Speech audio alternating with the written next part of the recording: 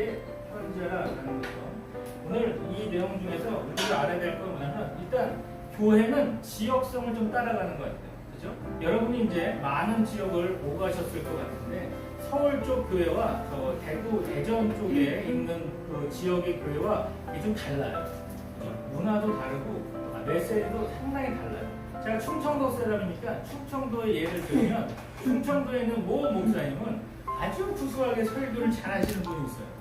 뭔 설교지 난 재밌어요. 끝나고 나면 허무해요. 뭐 들었는지 모르겠지만 늘 즐거웠는데 일단은 기억은 나진 않아요. 그래서 아주 좋았다라고 얘기를 하는데 은혜 받았다고 하는데 끝나고 나면 아무것도 모르는, 그래서 은혜가 날아가 버리는 뭐 그런 얘기하시는 분도 있어요. 또 부산에 있는 분은 너무 무서워요. 아주 반도직입적으로 설교를 하는데 무서워서 사람들이 벌벌 떨고 있다가 끝나고 나면 안심하고 집에를 가는 그런 교회도 있어요. 근데 서울은 그러지 않아요. 서울은 목사님이 다 이렇게 성도들 편이라 성도들의 입맛에 맞게 아주 편하고 즐겁고 좋은 얘기들을 너무 많이 하시고, 그리고 웬만하면 서울에서 목회를 하려면요, 일단 학위가 많아야 돼요. 왜냐면 무식하면 안 되기 때문에 유능한 사람들이 교회 성도가 많기 때문에 이상한 얘기하면 안 되기 때문에 아주 어려운 얘기를 많이 하세요. 어떤 교회 가면 유명한 목사님이신데 설교를 들으면 뭔 소리인지 하나도 모르겠어요. 철학적인 얘기를 너무 많이 하시는데 우리가 철학가를 외울 필요도 없지만 철학가 얘기를 신나게 하다 보니까 철학이 저 따위로 얘기됐구나 이런 생각을 하면서 이제 인생을 보내는 거예요. 그러니까 철학자의 인생같이 우리도 철학가의 인생으로 살아가야 되는데 힘들잖아요. 예수님은 그렇게 우리를 살라고 얘기하지 않았는데 우리는 어쩔 수 없이 말씀을 듣는 대로 지역성에 맞게 메시지가 가다 보니까 지역을 무시할 수 없다는 거예요. 오늘 요한계시록을 보면 예수님께서 반모섬에 있는 사도 요한에게 7교회 사자에게 편지하라 라고 이야기하면서 각 지역의 성격에 맞게 메시지를 주시는 거예요. 놀라운 건 버가모 지역은 어떤 지역이었냐면 버가모 지역은 아주 우상이 또 대단한 지역이었죠. 우상도 대단하지만 사람 민족들 자체도 조금 대단한 사람들이 많아요. 다시 말해서 뭐 안 됐다면 칼들이 되고 하는 이런 아주 그냥 급진론자들이 많고 또 우상 신전들이 상당히 많았기 때문에 교회 주변에 신전들이 많았다는 건 아주 위험한 거예요. 교회 안에 유해한 업소들이 많으면 교회도 위험할 수 있잖아요. 그죠? 또 학교 주변에도 유해한 업소는 못 있게 만드는 이유가 다 환경 때문에 그런 건데 이 버가모 지역은 환경 자체가 상당히 무서웠다는 거죠. 좋지 않았다는 거죠. 우상이 심했다는 거고 정치적으로도 상당히 황제 숭배를 가장 잘했던 곳이 버가모 지역이에요. 그러니까 황제 신상도 많고 우상 신전도 많았던 곳이 버가모 지역이었다는 거고. 그러니까 이 버가모 지역은 첫 번째 특징이 뭐냐? 지역적 특징을 알아야겠죠? 지역 특징. 첫 번째는 뭐냐면 황제 신전이 많았다. 황제 신전이 많았고요. 두 번째 우상, 로마 신전, 우상 신전이 많았다라는 거예요. 그러면 우리가 생각할 때는 황제 신전이 많았구나. 그리고 우상 신전이 많았구나 하고 끝나지만 황제 신전이 많았다는 것은 뭐냐면 정치인들이 사람들을 감시하고 있다는 거예요. 그래서 황제를 숭배하지 않는 사람들은 가차없이 죽일 수 있다는 거죠. 지나가다가 황제 숭상을 봤는데 황제 신을 봤는데 다시 말해서 황제 성상을 봤는데 거기에 절을 하지 않았다 바로 죽는 거예요. 그러니까 상당히 위태롭고 굳이 그 신전 앞으로, 그 황제 신전 앞으로 갈 필요가 없겠죠. 그래서 기독교인들은 어디로 가냐? 황제 신이 없는 곳으로 도망다녀야겠죠. 문제는 주변에 우상 신전들이 많았다는 거. 우상 신전이 많았다는 건 뭐냐면 음란하죠. 그때 당시 여신들은 여사제들이 1000명씩, 100명씩 두고서 그 자리에서 음란한 행위를 했었어요. 사람들이 보는 앞에서 음란한 행위를 했기 때문에 기독교인이 예수 믿으라고 교회를 가다가 갑자기 신전에서 이상한 행동하는 걸 보고 나면 그 잔상이 남아서 예배를 예배답게 드리지 못한다는 거예요. 문제는 뭐냐면 그렇게 어렸을 때부터 노출이 되면 아이들이 점점 커지고 다음 세대가 커지면 우상 신전에 가서 행동을 하게 되는 거예요. 그리고 나서 교회 예배 참석. 그럼 누가 알겠어요? 자기가 혼자 행동했는데 사람 교회 와서 예배 드리는 건 누가 알겠어요? 하나님은 아시지만 사람들은 모르잖아요. 그래서 우상 숭배를 같이 하는 사람들이 많았었다. 그래서 버가모 지역의 교회 사제에게 보내는 편지를 할 때 예수님은 독특한 말씀을 하셨어요. 두 번째, 우리가 이 교회를 볼 때 중요한 건 예수님을 어떻게 표현했냐라는 거죠. 그죠? 예수님의 표현은 어떤 표현을 썼느냐가 중요한데 여기 2장 12절 말씀을 보니까 버가모 교회 사제에게 편지하라. 좌우에 날선 검을 가지신 이가 가졌습니다. 좌우의 날선검, 무섭죠? 좌우의 날선검. 예전에는요, 그 칼을 만들 때 용도별로 만들어요. 용도별로 만들었는데 한 면만 칼날이 있어요. 양면에 칼날이 있는 건 딱 하나, 군사용이에요, 군사용. 사람 죽일 때 쓰는 군사용만 양면에 칼이, 좌우에 칼날이 있어요. 그러니까 예수님이 좌우에 칼날을 가졌다라는 거예요. 이게 뭔 소리예요? 말 안 들어? 다 죽여버려. 뭐 이런 느낌이에요. 느낌은 그런 느낌이에요. 상당히 무서운 느낌이죠. 그런데 이분이 뭔 얘기를 하냐면 13절 말씀에 이 버가모 지역 예수님이 표현하고 나서 이제 버가모 교회가 어떤 교회냐라고 하는 버가모 교회의 상황을 얘기하는 거예요. 이 상황은 참 놀랄 만한 상황이지만 13절 보니까 네가 어디에 사는지 내가 아느니 거기는 사탄의 권자가 있는 데라라는 사탄의 권자, 그죠? 어디 있냐면 사탄의 권자 안에 있어요. 다시 말해서 사탄을 숭배하는 곳에 버가모 지역이 교회가 있다는 거예요. 그런데 이 심각한 지역에서 어떤 일을 했냐? 놀라운 일을 했어요. 거기는 그런데 이 사탄의 권자인들아 네가 내 이름을 굳게 잡아서 충성되자 이름을 예수 그리스도의 이름을 굳게 잡는다. 신앙이 좋아요. 일단 예수 그리스도의 이름을 굳게 잡았다는 건 신앙이 좋았다는 거예요. 그죠? 신앙이 좋았는데 어떻게 했냐? 순교자가 나왔어요. 순교자. 이 순교자가 누구냐면 안티파스, 안디바라고 하는데 이때 당시 로마의 언어로는 안티파스라고 하는 사람. 이 안티파스라고 하는 사람이 13절에 보니까 안디바가 너희 가운데 곧 사단에 사는 곳에서 죽임을 당할 때에도 나를 믿는 믿음을 저버리지 아니했다. 순교자가 나왔는데 이 순교자가 나왔는데도 불구하고 사람들은 믿음을 잃어버리지 않았다. 그러니까 대단히 칭찬하는 것 같잖아요. 순교자가 나왔는데 믿음을 잃어버리지 않았어. 그럼 이걸 하나님의 칭찬으로 받아들여야 되는지, 그죠? 봐야 되겠죠? 근데 14절 그러나 내게 두어 가지 책망할 것이 있다. 아니 칭찬에서는 끝나는 거지 왜 책망을 하냐 이거죠. 그렇죠? 책망할 것이 있다라는 거죠. 두어 가지 책망할 것인데 첫 번째는 뭐냐면 거기 내가 발람의 교훈을 따른다는 거죠. 발람의 교훈. 이 발람의 교훈을 따른다는 것이 이게 이제 심각한 거예요. 이게 발람의 교훈이 행음했다. 다시 말해서 예전에 발락이라는 왕이 발람 선지자를 통해서 이스라엘을 저주하게 만들었는데 그 이스라엘 저주하지 않으니까 나중에는 열받아갖고 내 보냈는데 보내면서 이 사람이 한 말이 있어요. 광야에서 오래 있었기 때문에 남자들은 가만히 있지 않을 거야. 음란한 행위를 할 수 있도록 해서 스스로 하나님이 벌 주게 만들어야 돼. 이렇게 얘기를 살짝 했는데 그것을 발락이라는 왕이 듣고 여사제를 놓고서 많은 사람을 음란하게 해서 결국은 수많은 사람들이 죽었다 이거죠.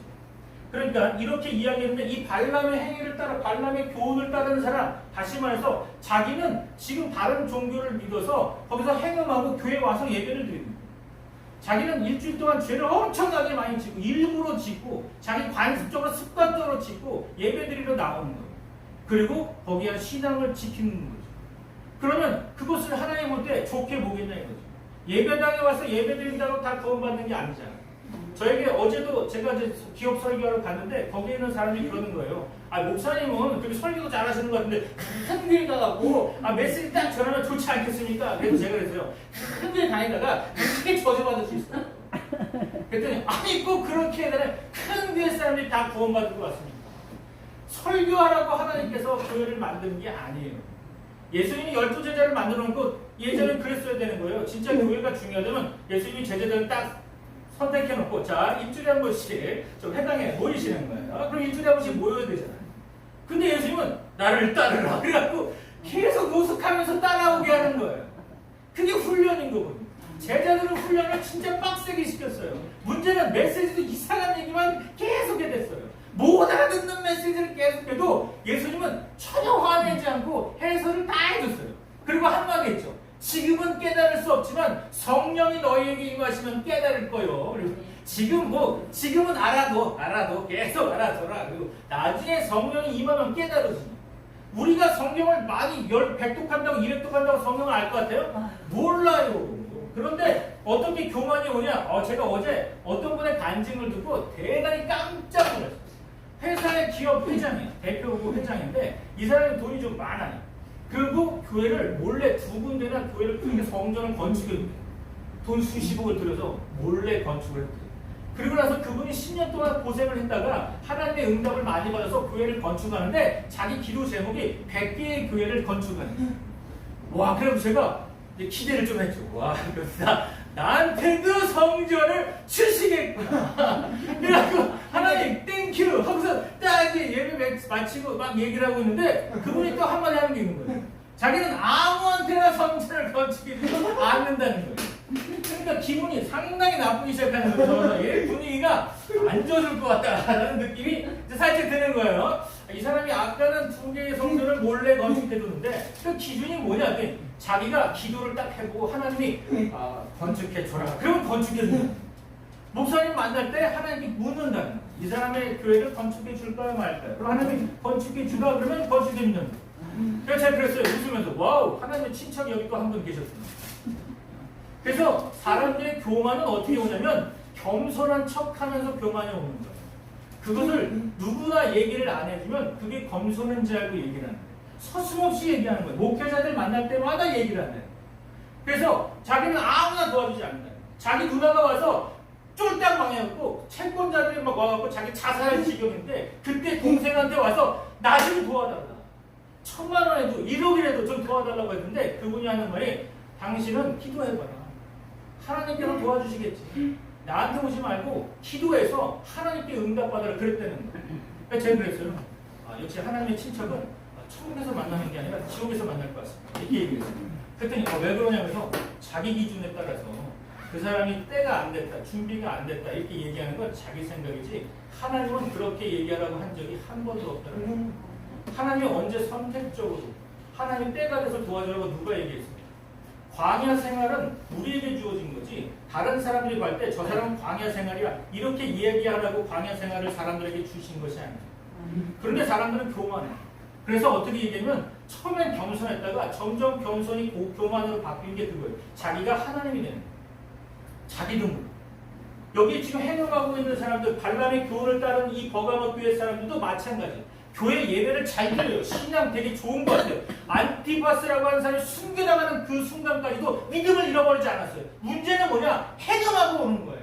세상 일을 다 하고 오는 거예요. 세상의 더러움을 묻히고 교회로 오고 있어도 누가 얘기하는 사람이 아무도 없다는 거예요. 근데 예수님 말씀은 전혀 황당한지. 그러니까 예수님의 말씀은 절대로 속지 않아요. 교회 나온다면 신앙 좋은 것 같다면 좋은 거 아니에요. 찬양을 1시간 내내 해도 말씀을 듣고 다 도망가면 그거는 하나님의 뜻이 아니라는 거예요. 예전에 그런 사람들이 많아요. 찬양단들 제가 경배 찬양이 있었지만 찬양하는 사람 보면 찬양 수십 명이 찬양 진짜 하나님께 1시간 열심히 드리고 나서 목사님 설교할 때 다 졸거나 가요. 어디 가냐고 물어보니까 이제 내일 끝났잖아. 그리고 다 나가는 거예요. 그래서 아니 이런 말씀이 중요한데 말씀을 안 듣는 거예요. 그러니까 하나님의 백성이 교회 안에서 열심히 일한다고 하나님이 기뻐하는 게 아니라는 거예요. 그래서 청년들이 오면 교회 일 시키려고 하는 게 중요한 게 아니에요.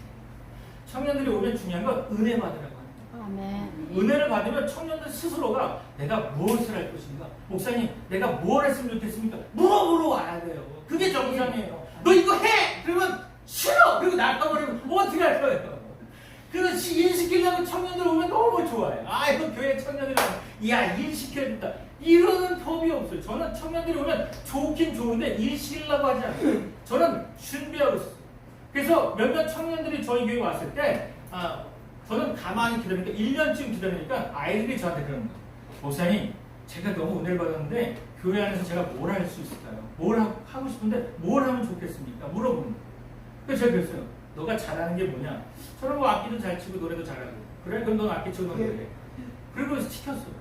그래서 그 다음에 열심히 준비해서 열심히 하는 거예요. 하지 말라 그랬어요. 오늘은 특별한 날인데 오늘은 뭐 여행 가는 날인데 오늘 놀러 가는 날인데 안 해도 되는데 그래도 준비해갖고 온 거예요. 그러면 어쩔 수 없이 하는 거예요. 끝나고 가더라도 하는 거예요. 준비를 해왔으니. 그래서 철저히 시켰더니 자기 스스로가 만족감을 느끼고 하나님께 더욱더 열심히 나가는 거예요. 은혜 받지 않으면 일 시키면 큰일 나는 거예요. 성도들, 웬만한 집사님들, 좋은 집사님들이 왔다. 은혜 받고 능력 있는 집사님, 권사님도 왔다. 야, 그럼 교회가 제일 좋아요. 무슨 일이 있을까? 제일 먼저 생각해. 그러면 안 돼요. 그러면 사람들이 왔다가, 이 교회는 일만 시켜. 나 같은 사람을 일 시키는 거야. 나는 은혜 받으러 왔는데. 은혜를 주세요. 은혜 충만히 누리면 그냥 지나가다가도 화장실을 보고도 화장실 청소하고 싶은 마음이 들고 그럼 교회 뭐가 떨어져 있네 그러면 주술 마음이 생기는 거예요. 은혜를 못 받잖아요. 시켜도 안 해요. 막 이사회를 시켜도 절대로 안 해요. 그런데 거기서 상처받으면 안 되는 거예요. 교회는 상처를 주기 위한 곳이 아니에요. 그죠? 버가목교회가 문제가 뭐냐? 자기 스스로가 신앙관리를 잘한 것처럼 보였는데 예수님은 속지 않는. 은혜 못 받았잖아요? 못 받았다고 얘기하셔야 돼요. 제가 그 얘기했더니 청년들이 그러는 거예요. 목사님, 오늘 설교는 좀 이상한 것 같아요. 은혜가 안 돼요. 그러는 거예요. 그래서 어떻게 알았지? 내가 준비를 안 했는데, 야, 티가 나는구나. 그래서, 미안하다. 내가 다음부터 준비하겠다. 그러니까 준비를 하는지 안 하는지를 검토하는 거예요. 자세히 보고 있다가 은혜 받고 그러는 거예요. 그러니까 준비 안 하면 안 되는 거예요. 그죠? 그렇게 하는 거예요. 제가 이 버가모 지역을 공부하면서 놀라운 건 뭐냐면, 그래도 사람들은 신앙이 좋다고 생각했던 거예요. 다른 데서 무슨 짓거리 하더라도 교회 안에만 들어오면 다 인정하고 다 용서해 주는 거예요. 그러면 안 되는 거예요. 예수님은 용서하지 않는 거죠. 그래서 발람의 교훈을 따르고요. 두 번째는 뭐냐면 니골라당의 교훈을 따르는 거죠. 이건 율법주의예요. 그래서 사람들이 그런 거죠. 교회 안에서 예수님 믿으면 다 구원받아. 예수님 믿으면 다 용서가 돼. 그거는 자기 생각이죠. 근데 문제는 자기 행동을 하나도 고치지도 않아요.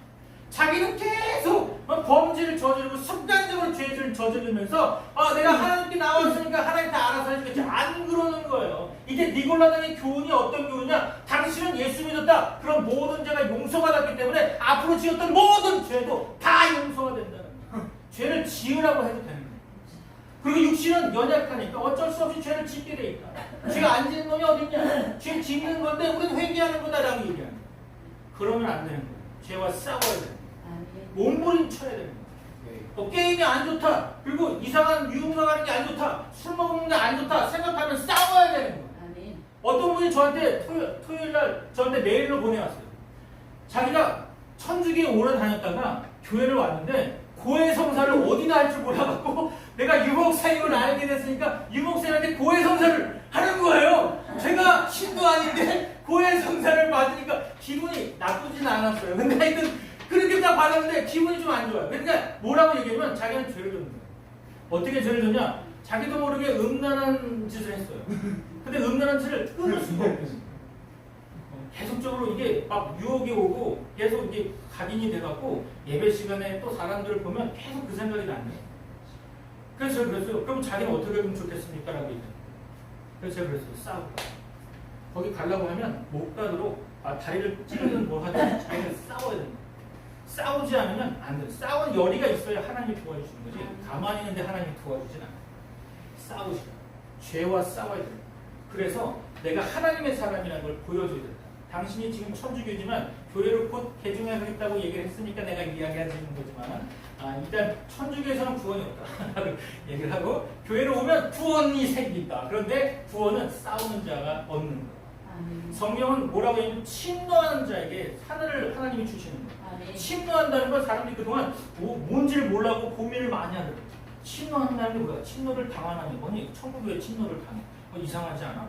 그 성경 말씀 좀 이상한데 문제는 뭐냐면 그 성경을 보고 자꾸 이상하다고 하지 지 생각과 생활을 바꾸려고 하진 않아요. 자기는 안 바꾸면서 자꾸만 성경이 이상해. 자기가 한번 그렇게 해봐요. 어떻게 해요? 죄와 싸워봐요.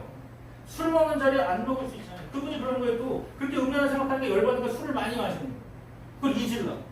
그러니까 술 마시죠? 죄죠. 또 자기가 죄라고 생각하는 죄인데 그 문제는 뭐냐? 그럴 때 성경을 보거나 기도를 왜 못 하십니까? 안 나온다. 당연히 성경도 보기 싫죠. 죄를 졌는데. 그리고 찬양 당연히 안 나오겠죠. 기도 당연히 안 나오죠. 사단이 가만히 있겠습니까? 그걸 못하게 만들겠죠. 문제는 하나님께 매달리는 몸부림이 있어야 되는 거예요. 기도가 안 된다고 계속 안 하면 안 되고 계속 기도하려고 노력을 해도 하나님께 매달려야 되는 거죠. 하나님이란 단어만 계속 부르는 한 있더라도 하나님께 매달려 봐야 되는 거예요. 자, 인간이 연약하죠. 그래서 어쩔 수 없이 죄를 짓는다고요? 아니에요. 죄 안 짓을 수 있어요. 하나님을 바라보면 죄 안 짓게 돼요. 저도 예전에 그 생각을 많이 했어요. 공상적인 생각을 많이 했어요. 왜냐면 제가 이제 목회자가 딱 되고 나면 이제 생각을 하게 되잖아요. 꿈을. 이제 큰 교회에서 저도 설교도 좀 하고 싶고 막 기업체 딱 가갖고 막 뽀대나게 설교도 딱 하고 그리고 막 하고 싶죠. 근데 문제는 성경을 연구하면서 깨지기 시작하는 거예요. 하나님은 왜 이러셨지? 굳이 인간의 몸으로 입지 않으셔도 되는데 괜히 입고 와갖고 얻어맞고 때리고 뭐 침뱉음을 당하고 십자가 지고 왜 이런 고통을 당하셨지? 안 당하셔도 되는데 예수님 너무한 거 아니야? 우리한테 뭘 요구하는 거야? 그러면서 예수님 말씀하시는 거예요. 나도 이렇게 여기 죄와 싸워서 이기면서 십자가로 가는데 너는 왜 십자가에서 도망을 가냐? 사람들이 예수 믿었다고 십자가에 도망가는 사람들이 십자가로 향하는 게 아니에요. 가는 건 십자가 같지만 실제는 십자가가 아니에요. 그래서 예수님도 얘기했어요. 나를 따르려거든 네 십자가를 지고 와라. 근데 희한한 거 사람들이 그 다음 구절에 은혜를 받아요. 왜냐면 예수님한테 맡기면 예수님이 너희들의 십자가는 가벼우니라. 그러니까 아무리는 죄를 져도 되는 걸로 이상한 착각에 빠지는 사람들 많아요. 그죠? 우리가 죄를 가볍다는 건 하나님이 함께 하시니까 예수님이 함께 하시니까 죄와 싸워 이길 수 있다라는 거지. 그죠? 그 죄와 몸부림쳐 싸워야 돼. 질 수 있어요. 싸우다가 넘어질 수 있어요. 그러나 또 싸우려고 노력을 하고 하나님 나를 도와주십시오라고 해야 성령의 강권적인 임재 속에 달라지는 거예요. 저는 예전에 간증도 많은데 몇 군데 간증을 몇 번 하면 아주 중요한 간증은 아니지만요. 제가 전도사로 있을 때 어떤 여자 청년이 왔어요. 근데 여자 청년이 자기 남편하고 같이 와요. 예배를 같이 오는데 여자 청년이 이제 범죄를 했나 봐요. 한 1년 정도 다니고 나서 저한테 얘기하는 거예요. 자기가 바람을 근데 남편을 모르고 있는데 이걸 남편한테 얘기를 하고 정리를 할까요? 아니면 남편한테 용서를 구하고 다시 남편한테 갈까요? 아주 난해한 질문을 하는 거예요. 제가 장가를 안 갔을 때 그 질문하면 제가 뭘 한다고 얘기를 안 했어요. 그래서 제가 일단 기도하시고 하나님의 음성이 들리면 남편이 옆에 있으니까 남편한테 이야기하십시오. 그리고 남편이 받아들이면 같이 부부가 되는 거고 아니면 뭐 헤어져야지 뭐. 그래서 이제 얘기를 했는데 이분이 좀 제가 말한 게 심각한 얘기는 아니었는데 이분 제가 농담을 한 걸 되게 심각하게 받아들여갖고 진짜 기도를 새벽 기도를 열심히 하더라고요. 그리고 마지막 디데이가 있어요. 이제 남편한테 얘기할 디데이가 있어요. 그래서 기도를 하기 시작해요. 전날도 기도하고 밤새 기도했나 봐요. 얼굴이 초췌해져갖고 왔는데 기도를 계속 울면서 하더라고요. 그러면 그렇게 울면서 할 거를 죄를 안 저지르면 되는데 자기는 저질러 놓고 죄를 울면서 기도를 해요. 그리고 막 기도를 한 다음에 드디어 남편한테 얘기해요. 저 깜짝 놀랐어요. 남편한테 얘기했다고 남편한테 오라고. 남편이 이제 얘기할 게 있다. 남편이 이제 긴장하고 들으러 딱 가는데 이분이 방언이 터져고 방언을 얘기하는 거예요. 모든 남편은 못 알아들어. 방언이 듣고 있는데 뭔 내용인지 모르지만 뭐라고 방언을 막 하는데 신앙이 좋은가 보네. 신앙이 너무 좋아. 난 모르겠는데. 그럼 같이 하다가 얘기 다 해놓고 얘기 다 했으니까 이젠 마음 편하다 이렇게 하면서. 근데 자기는 말을 다 했지만 듣는 사람은 무엇인지 나한테 못 들었는데 이게 하나님의 역사라. 제가 이걸 봤어요. 그러니까 제가 놀라운 건 뭐냐면 이 사람이 그래도 죄를 그만 짓고 이제는 남편한테로 가기로 한 마음이 하나님 볼 때 너무 좋은 거예요. 그러니까 남편이 들으면 큰일 나요. 그러니까 하나님 방언으로 나만 듣겠다. 하나님만 듣겠다고 방언을 준 거예요. 평상시 방언도 안 하셨던 분이 방언을 막 하는 거예요. 샬라샬라 하고 있으니까 이 사람이 감동을 먹었고 이 남편도 신앙이 부인이 신앙이 너무 좋으니까 감동을 먹은 거예요. 그래서 아주 잘 살고 있어요. 애도 2명 입에 하나고 아주 잘 살고 있는데 하여튼 그러고 있다는 하나님께서 몸부림치는 사람 봐주지 않아요. 가만히 내두지 않는 거예요. 니골라당이 같이 죄를 다 모든 예수님이 용서해 줬으니까 죄를 져도 된다 이런 얘기 한 적이 없어요. 그리고 또 율법을 잘 지키면 구원받는다 그런 걸 성경이 이야기한 적이 없어요. 그러니까 율법은 구원받기 위한 것이 아니라 하나님의 자녀로서 마땅히 해야 될 일들을 하는 것이 바로 율법이라는 거예요. 그것을 잘 아셔야지 안 그러면 걸림돌에 대해서 넘어지는 거예요. 그죠? 그리고 그래서 예수님께서 대안을 만드는 거예요. 예수님의 대안은 뭐냐면 회개하라는 거예요. 그러니까 사람들 생각할 때 회개하라고 그러니까 눈물을 흘리면서 기도하고 하나님 잘못했습니다. 이거 회개한 줄 알아요. 이건 회개가 아닌 거예요. 그거 하나님이 속지 않아요. 너 그렇게 해놓고 또 다음에 또 갈 거잖아요. 다 아파요. 근데 그거 속지 않아요. 회개는 그게 아니에요. 몸부림쳐서 행동을 바꾸는 거예요. 그게 어떠한 욕이 오든지 어떤 손실이 오든지 어떤 일들이 있을지 간에 자기는 반드시 행하는 거예요. 반드시 바꿔야 되는 거예요. 하나님께 다시 돌아가야 되는 거예요. 이것이 회개라는 거예요. 우는 게 회개가 아니에요. 울면 약해져요 사람들이. 근데 하나님은 울어도 안 약해져요. 왜냐면 예수님만큼 고통당한 사람이 없어요. 어떤 분은 그러죠. 어떤 아주머니가 이제 오셔갖고 다른 그 대구에 있는 곳에서 교회에서 이제 이사를 와갖고 저희 교회를 나왔어요. 나와갖고 얘기를 하는데 애기가 좀 이상한 것 같아요. 7살 된 애가 자폐아 기질이 좀 있는 것 같아요. 그래서 그 아이를 놓고 기도 좀 해달라는 거예요. 그 남편이 자기가 애를 갖고 있을 때 남편이 애 엄마 배를 날마다 때려갖고 애가 나올 때부터 이상했는데 얘가 5살, 6살 돼도 자폐 성질이 강하니까 말도 못하고 그러니까 병원에 갔더니 자폐 스펙트럼이 있다라고 얘기해서 고민을 했다는 거예요. 이 애를 버려야 되나? 막 그리고 저하고 같이 기도합시다라고 한 달 정도 이제 계속 기도를 했어요. 새벽 기도 나오고 같이 기도를 했는데 이분이 이제 하나님께 응답을 받는 저는 응답을 하나님 안 주시더라고요. 잘. 그래서 제가 하나님 뽀대나게 내가 좀 한마디 해줘야 되는데 목회자인데 말이야 이게 사람 붙였으면 얘기할 걸 거리를 줘야지. 하나님 나한테 왜 응답을 안 주십니까 하고 막 기도하고 있는데 이분이 응답을 받았어요. 이분이 새벽에 기도할 때 응답 받았는데 뭐라고 했냐면 하나님이 그랬다는 거예요. 이 많은 세상에 많은 사람 중에 이 아이를 맡길 때가 너밖에 없다. 너가 감당할 수 있도록 내가 너와 함께하겠다. 이 얘기를 들었다는 거예요. 그러니 예수님이 십자가 처형하는 것을 환상으로 봤다는 거예요. 그러면서 엉엉 울면서 이 아이를 자기가 맡겠다고 기도를 하는 가운데 놀라운 건 남편과 이혼했는데 더 좋은 남편을 만났어요. 교회 장모님을 만났는데 아주 부자 장모님을 만났고 떵떵거리고 잘 먹고 잘 살고 있지만 저를 만나러 오지도 않아요. 하여튼 그렇다는 거예요. 하여튼 하나님께서 응답 주시면 완벽하게 그 사람에 맞는 응답을 하나님 주실 수 있어요. 하나님께서 회개하라고 하면 왜 회개하라고 했겠어요? 여기서 보니까 회개하라. 그리고 나면 뭘 준 거예요? 내가 속히 가서 내 입에 회개하지 않으면 하나님의 검으로 싸우겠다는 거예요. 말씀의 검으로 하나님을 싸우면 이길 사람이 어디 있겠어요? 예수님하고 싸우고 이길 사람이 있겠어요? 붙으면 다 죽는데 어떻게 이기겠어요? 예수님을 어떤 분 예수님 이기는 사람이 가끔 있어요. 자기가 예수님 이겼다고 하는 이상한 사람이 있는데 하여튼 그런 정신병자 외에는 예수님 이길 사람이 아무도 없어요. 그죠? 그리고 나서 17절 귀 있는 자는 성령의 교회들이 가신 말씀을 들을지어다 하고 이기는 자에게는 두 가지를 주죠. 자, 6번째 이기는 자가 중요한 거죠. 이기는 자를 다른 말로 하면 뭐냐면 버티는 자예요. 자, 버티는 자. 그러니까 뭔가 특별하게 하려고 하는 게 아니고요. 조용히 그냥 가만히만 있어도 하나님께서 역사를 하신다 이거예요. 근데 왜 자꾸만 뭘 하려고 하니까 이게 안 돼요. 그죠? 그리고 이기는 버티는 자에게는 첫 번째 뭘 준다고 그랬어요? 만나를 주시는 거예요. 만나. 그죠? 두 번째는요? 힌두를 주는 거예요. 자, 만나는 뭐냐 이거죠.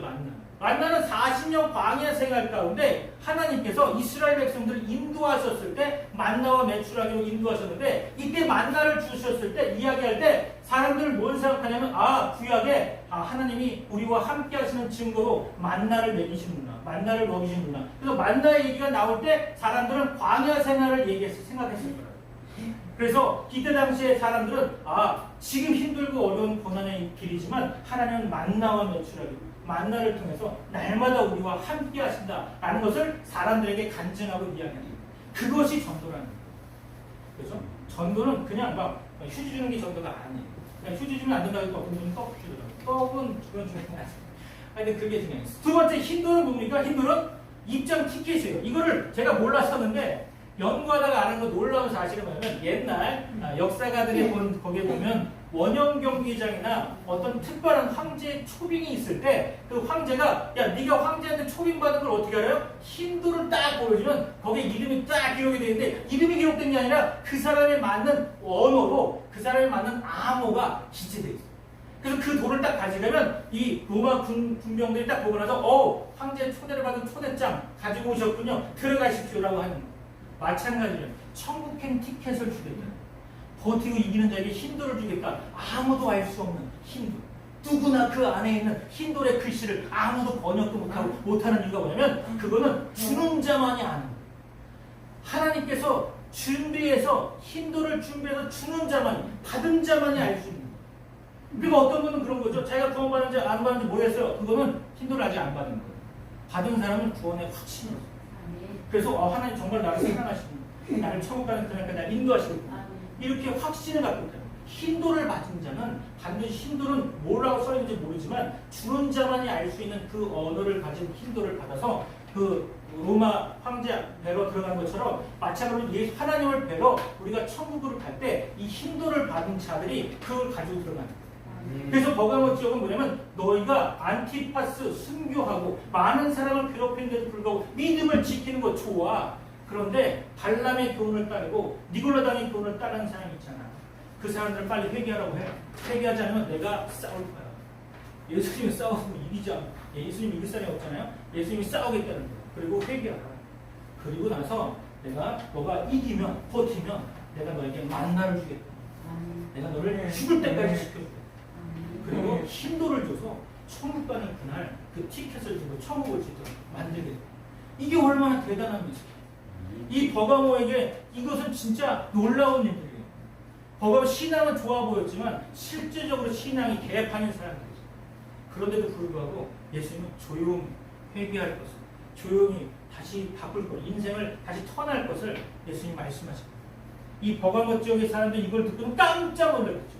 아니 어떻게 알았지? 사도 요한은 버가모 지역에 온 적도 없는데 어떻게 우리의 처지를 알지? 예수님은 다 보고 있는 거예요. 그 보고 있는 예수님이 그걸 모르겠어요. 근데 여러분이 예수님을 만나고 해야 될 게 뭐겠습니까? 그럼 이걸 예수님이 버가모 지역에 말씀하시고 나면 버가모 지역이 이 메시지를 듣고 뭘 생각하겠냐? 그것이 우리에게 적용해야 될 메시지입니다. 뭘 생각하겠습니까? 첫 번째, 우리는 죄와 싸워야 돼요. 그죠? 이 죄는 날마다 우리를 자꾸만 넘어뜨리려고 하는 죄가 있는데 이 죄와 싸워야 돼요. 두 번째는 승리의 확신이 필요해요. 하나님 반드시 우리와 함께 하신다. 반드시 우리는 승리한다. 라는 것을 승리의 확신을 갖고 있어야 돼요. 그리고 세 번째는 끝까지 버틴다. 끝까지 버텨야 예수님께서 엄청난 걸 내려주십니다. 가끔 이제 그런 상상을 하게 돼요. 자고 일어날 때 진짜 예수님이 오시는 날 자고 일어나는데 여러분하고 다 같이 천국에 딱 올라가서 구름 위에서 만나고 있어. 그러면 상당히 기분이 좋잖아요. 상상을 해보는 거예요. 그런데 갑자기 예수님이 딱 계시는데 거기 안에서 딱 모여가지고 다 같이 모이는 앞에서 사람들이 호산나 다윗의 자손이 막 찬양하고 있고 그럼 얼마나 기분이 좋겠어요. 근데 딱 일어나는데 주변에 사람은 다 없어졌는데 나만 남았어. 이러면 이제 괴로울 거 아니에요. 나만 있네. 다른 사람 어디 갔지? 다 올라가는데 나는 안 올라가고 있어. 이러면 가슴이 아플 거예요. 그죠? 끝까지 버티면 하나님께서 함께 하시는 것을 만나를 통해서 날마다 우리에게 만나를 먹이시는 그 하나님의 만나를 우리가 경험할 거예요. 그리고 예수님이 주시는 그 힘을 다시 말해 천국 티켓을 우리는 알고 있을 거예요. 천사장의 나팔 소리가 울릴 때 우리는 하늘로 딱 올라가게 되는데 나팔 소리를 듣는 사람들만 올라가고 근데 귀가 아무리 없어도 하나님의 나팔 소리를 다 들을 수 있어요. 믿는 자라면 구원받을 자라면 하나님의 인침을 받은 자는 다 올림을 받을 수 있어요. 그거에 우리는 두려워하라는 게 아니에요. 성경에는 두려워하라고 얘기하지 않았어요. 이건 다 선물로 주어집니다. 우리가 해놨던 일들 가운데 선물로 주어집니다. 우리의 믿음 생활에 선물로 주어지는 거예요. 여러분의 삶을 점검하실 필요가 있습니다. 마지막으로 이것은 우리에게 점검을 요구하는 거예요. 우리의 신앙의 점검을 요구하는 거예요. 날마다 우리는 신앙 점검을 하면서 살아가야 돼요. 그죠? 그래서 우리의 신앙이 무엇이 잘못되는가? 우리가 어디가 약한가? 우리는 어떻게 해야 되는가? 그 잘 중요한 건 뭐냐면 여러분의 영적인 모든 멘토는 목사님, 사역자예요. 그러니까 목사님 사역자에서 기도를 많이 하셔야 돼요. 제가 이렇게 강조해도 별로 기도를 잘 안 하시네요. 그리고 제일 중요한 건 뭐냐? 목사님이 안 좋은 행동을 봤다. 그럼 바로 그냥 입으로 그냥 정죄를 해서 목사님 그딴 식이 하면 되겠습니까? 그럼 목사님 자살할 거예요. 제가 아는 목사님 두 분이나 자살했어요. 성도들 하도 욕을 해갖고 목사님 두 분이 자살했는데 한 분은 너무 경제적으로 어려워갖고 돈꾸로 큰 교회를 갔다가 자기 후배가 큰 교회에 있어서 돈꾸로 갔다가 모멸감을 당하고 오는 가운데 약 먹고 자살했고 또 한 분은 하도 교회가 안 되는데 몇 분이 교회 이제 그 집사님들이 욕을 하도 많이 해서 막 멱살도 잡히고 막 이러니까 이제 목회자가 할 짓이 아니잖아요. 그래서 자살했어요. 그래서 두 분의 자살을 하고 나서 제가 주변에 뭘 생각했냐면 훈련을 잘 시켜요. 그래서 성도를 오냐오냐 이렇게 하면 안 되고 그렇다고 너무 짓눌러도 안 되지만 요즘에 교회들을 보면 두 가지 성도들이 왕으로 모시는 교회가 있고 또 성도들을 하대해갖고 야 고열을 쫙내갖고 돈을 빼는 교회들도 많아요. 그러니까 교회가 양극단으로 가기 때문에 우리가 참 조심해야 될 건 중도를 지키면서 말씀을 지켜나갈 교회가 과연 몇 개의 교회가 있겠느냐. 마지막 때에 예수님이 보시고 정말 좋은 교회, 칭찬하시는 교회가 몇 개나 있겠느냐. 이것을 여러분이 반성하셔야 되고 회개하셔야 됩니다. 그래서 목사님 아무리 멍청하셔도 제가 볼 때 어떤 분은 초등학교밖에 안 나오고 다리 쩔쩔쩔거리고 이런 건데 그래서 저기 강단에 올라가면 강단도 길어요. 하여튼 교회가 큰데 성도는 한 3만 명밖에 안 돼요. 근데 상당히 긴데 목사님이 걸어서 저기 강단 올라가는데 한 10분 걸리는 것 같아요. 계속 쩔쩔쩔 하면서 가는데 그럼 누가 그냥 업어주고 가던가. 아니, 그냥 강단에 또 뒤로 가서 다니고, 굳이 사람들 왔는데, 굳이 가운데로 쩔뚝쩔뚝해서 거기까지 올라가는데 10분씩이나 걸려가면서 올라가는데, 성도들이 다 거기서 기도하고. 우리 목사님 치료에다가 기도하고. 놀라운 건 치료가 될 줄 알았어요. 근데 하나님이 나에 불러가셨어요. 그래갖고 사위가 이제 맡아갖고 교회를 되게 크게 하는데, 사위가 잘 나가거든요. 하여튼 크게 하고 있는데 그 목사님은 그때 많은 사람들이 수만 명의 사람들이 기도했는데 하나님 보실 때 이젠 사역을 다 했다. 그럼 하나님 데려가는 거예요. 그때 우리가 따질 필요가 없는 거죠. 그죠? 하나님께서 기뻐하시고 좋아하시니까 천국에서 보겠다는데 지금은 힘들고 어렵게 육체에 왔다 갔다 하는 육체 자체도 어려운데 천국 가면 얼마나 편하게 하나님을 만나겠어요. 그것을 보고 우리는 감사하고 그래서 천국 환송식을 저는 장례식을 갔는데 장례식을 그렇게 기쁘게 하는 거 처음 봤어요. 분명히 장례식인데 갔는데 천국 환송식이라고 편말이 딱 있는 거예요. 그래서 와우 목사님 천국 환송식 와우 천국을 다 보내드리는구나. 그래요. 장례 지옥 가고 어떡하려고 하여튼 천국 환송식 해갖고 딱 하는데 와 사람들이 거기서 찬양하고 기도하고 막 하는데 와 아주 축제 분위기. 그래서 장례식은 장례로 끝나야지 축제가 되면 안 되지 않을까. 아무리 의미가 좋아도 세상 사람이 볼 때는 미친놈이라고 그래요. 지나가는 사람들이 다 그 장례식장에 혼자 있는 게 아니잖아요. 다른 사람이 지나가도 아유 미친놈들. 저러니까 기독교가 개독교가 된다고 욕하고 가는 거예요. 우리만 천국 환송식을 생각해야지 대외적으로 천국 환송식을 생각하려면 일제히 모든 교회가 다 따라줘야 되는 거예요. 그래야 덜 창피하지.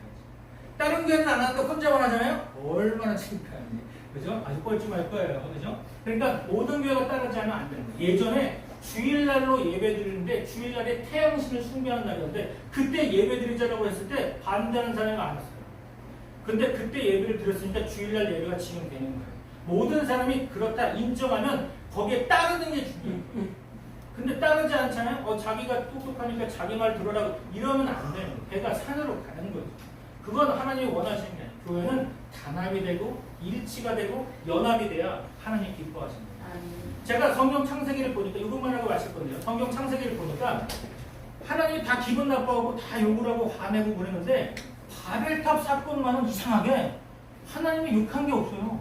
그냥 얘네들이 뭐 하나고 내려갔다가 충지한 성을 만드는 것을 중지했다고만 했지 다른 얘기를 한 게 없어요. 다시 말해서 이 얘기는 뭐냐면 연합하고 일치하는 거에 있어서 하나님도 동의하셨다, 좋아하셨다는 뜻이에요. 여러분도 마찬가지로 교회 안에서는 연합과 일치가 중요한 거예요. 그런데 세상과 일치하면 안 되는 거예요. 그것을 행응한다.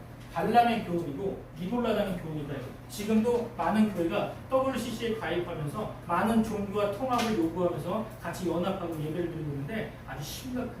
그게 발람의 교훈이에요. 이것을 서슴없이 사람들이 하고 있습니다. 그런데도 그게 하나님의 뜻이라고 생각하고 얘기하는 사람이 품어야 된다. 또 동성애자도 품어야 된다고. 동성애자를 아주 열렬히 지지하는 교회들도 많아요. 아주 심각한 거예요. 그런데 교회가 방향을 잃어버렸어요. 말씀을 잃어버렸기 때문에 방향도 잃어버립니다. 여러분은 목회자를 위해서 기도하셔야 돼요. 교회를 놓고 기도하셔야 돼요. 마지막 때 이 교회가 이기는 자로서 하나님께서 보시기에 합당한 교회가 되도록 기도하셔야 돼요. 여러분의 기도는 반드시 응답 들어주신다고 하나님이 말씀하셨기 때문에 반드시 여러분 기도하셔야 돼요. 여러분의 기도가 응답받는 하나님의 놀라운 응답의 기도가 되어지기를 소망하면서 우리 다 같이 기도하겠습니다. 하나님 감사합니다. 아버지 하나님께서 귀한 말씀을 주셔서 버가모 지역의 그 심각한 우상 지역과 심각한 지역인데도 불구하고 하나님께서 함께 하심으로 말미암아 하나님께서 이기는 자에게 만나와 힘들을 주신다고 약속하셨사오니 아버지 하나님 우리가 이기는 자가 되어 늘 승리하는 삶을 살아갈 수 있도록 늘 죄와 싸워 몸부림치는 죄의 백성 되어지길 소망합니다. 아버지 하나님 예배에 승리하기 위해서 예배에 집중하고 하나님께 나아가는 데 부족함 없도록 저희를 사용하여 주시고 저희를 우리를 주님께서 인도하여 주옵소서. 아버지 하나님, 한 주간 동안 승리할 텐데 하나님 아버지 하나님께서 건강도 지켜주시고 저희와 지혜와 계시 영을 주셔서 하나님을 더욱더 알게 하시고 우리의 삶이 하나님께 드려지는 산책을 되어줄 수 있도록 주님 인도하여 주옵소서. 우리의 가진 모든 기도의 제목들을 다 응답해 줄 수 있사오며 예수 그리스도 이름으로 기도합니다. 아멘.